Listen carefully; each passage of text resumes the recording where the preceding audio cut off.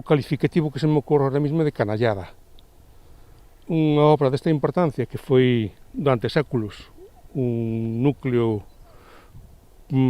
principal, primordial das comunicacións de Galicia durante séculos, de norte a sur, que este sendo tratada como se fose calquera cosa. Están facendo unha chafallada semimillonaria, porque creo que son 600.000 euros o que están poñendo aquí, non para restaurala, senón para cubrir o pecado de Telefónica.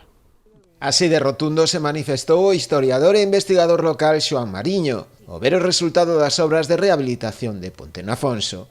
Coincide coa opinión do Bloque Nacionalista Galego, que a pesar de estar de acordo coa súa recuperación, considera que a solución que se lle está a dar é un claro atentado ao patrimonio. O que van a conseguir é unha degradación absoluta e o que nós consideramos como un atentado patrimonial con esta ponte histórica. Polo simple feito de non obrigar a Telefónica a retirar as tubaxes que a atravesan de lado a lado.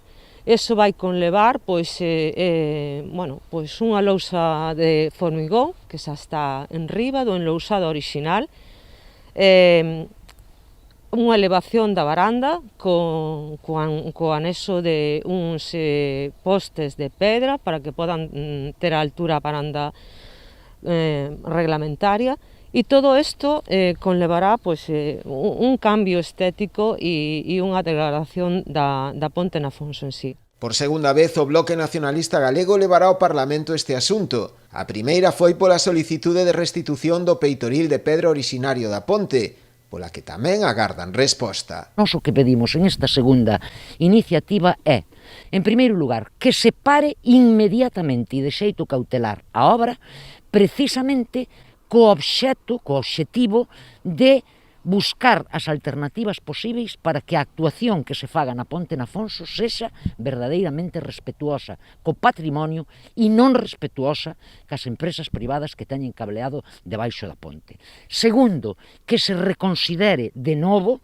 porque non se fixo, que se reconsidere a decisión que xa teñen tomada de non repoñer o peitoril de pedra orixinal e, polo tanto, reconsiderar significa que o teñan en conta e que o poñan no sitio que lle corresponde.